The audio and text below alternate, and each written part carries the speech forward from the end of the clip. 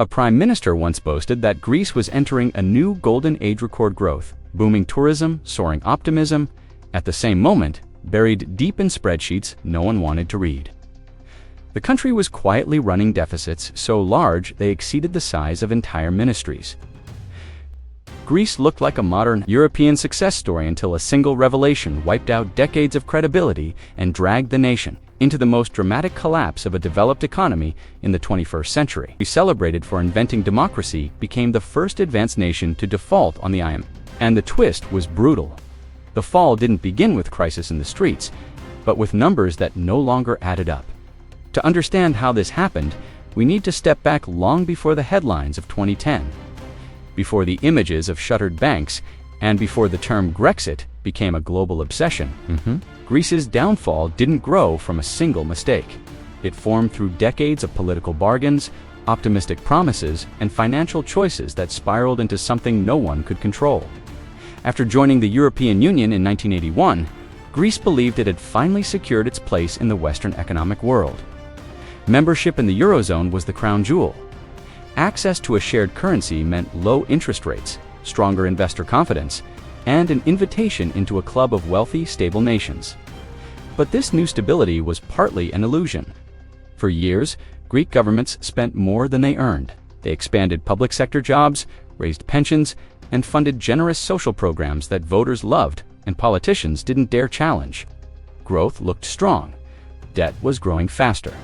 The euro masked the imbalance. Investors assumed Greece was as safe as Germany because both used the same currency. Lending money felt low risk. Borrowing money felt easy. Greek lawmakers passed budgets that widened deficits, yet borrowing costs stayed incredibly low. This created a dangerous feedback loop. Cheap debt encouraged more spending, and more spending made cheap debt seem even more necessary. By the early 2000s, Greece's debt-to-GDP ratio was already high, but the public had no reason to panic. The country hosted the 2004 Olympics, a moment meant to showcase progress and modernity. Behind the spectacle was a price tag that ballooned far beyond initial estimates. Billions in borrowed money went into stadiums, venues, and infrastructure that soon sat underused. Economists warned the costs were unsustainable. Politicians insisted everything was under control. And then came the twist that would unravel everything. In 2009, a newly elected government revealed that previous administrations had understated the deficit by a lot. The real deficit wasn't hovering around 6%, it was closer to 15%. Investors felt betrayed. Credit agencies slashed Greece's rating. Suddenly, a country that once borrowed freely was treated like a risk, on par with fragile developing economies. The exposure triggered a chain reaction. As borrowing costs skyrocketed, Greece faced an impossible dilemma: default or accept help with conditions attached. The European Union, European Central Bank, and IMF, collectively known as the Troika, forward rescue packages, but these weren't simple bailouts. They came with demands: reduce spending, raise taxes, cut wages, shrink pensions, and reform the economy from the ground up. It was economic triage, painful, but meant to prevent total collapse. However, the austerity measures triggered a downward spiral. When governments cut spending in a recession, the economy shrinks faster. When taxes rise sharply, public confidence erodes. Businesses close, jobs vanish, growth collapses. As GDP fell, Greece's debt, already massive now, looked even larger relative to the shrinking economy. The effort to save the system was feeding the crisis instead of ending it. By 2011, unemployment soared past 17%. Youth unemployment crossed 40%. Small businesses shut down in record numbers. Public anger erupted in strikes, demonstrations, and clashes in Athens. The birthplace of European democracy was now the center of European unrest. The breaking point came in 2015. Greece missed a payment to the IMF, a moment no developed nation had reached before. Banks closed, ATM withdrawals were limited. Tourists were warned to bring cash. Capital controls froze the financial system. A referendum deepened the uncertainty. Greek citizens rejected further austerity, but the government ultimately accepted even tougher terms to stay in the euro. The fallout was severe. Families lost generations of wealth, pensions were slashed, public servants saw wages cut repeatedly. A quarter of the economy was wiped out. Greece experienced a contraction comparable to the Great Depression, but within a modern developed country integrated into one of the world's largest economic unions. The failed fixes added layers to the misery. The Troika insisted on spending cuts before growth could return. Greek leaders alternated between resistance and acceptance, trying to balance public anger with international obligations. Some economists argued the debt was mathematically impossible to repay. Others claimed Greece had no choice but to endure the pain until reforms took hold. The disagreement itself slowed solutions. Yet amidst the damage, certain patterns emerged, patterns that look uncomfortably familiar in today's world. The first pattern, a nation relying on borrowed prosperity. Greece wasn't alone. Many modern economies run persistent deficits, promising more to the public than tax revenue can support. The numbers grow quietly year by year until a single shock, an election, a recession, a global crisis exposes their fragility.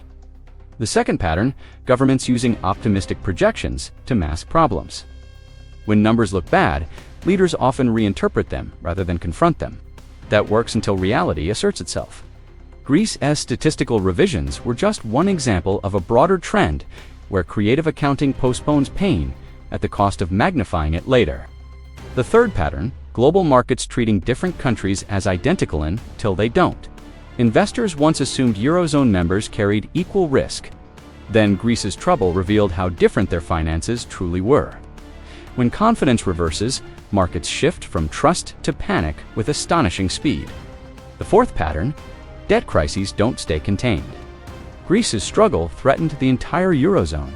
Banks across Europe held Greek bonds. Public fear spread to Portugal, Spain, and Italy.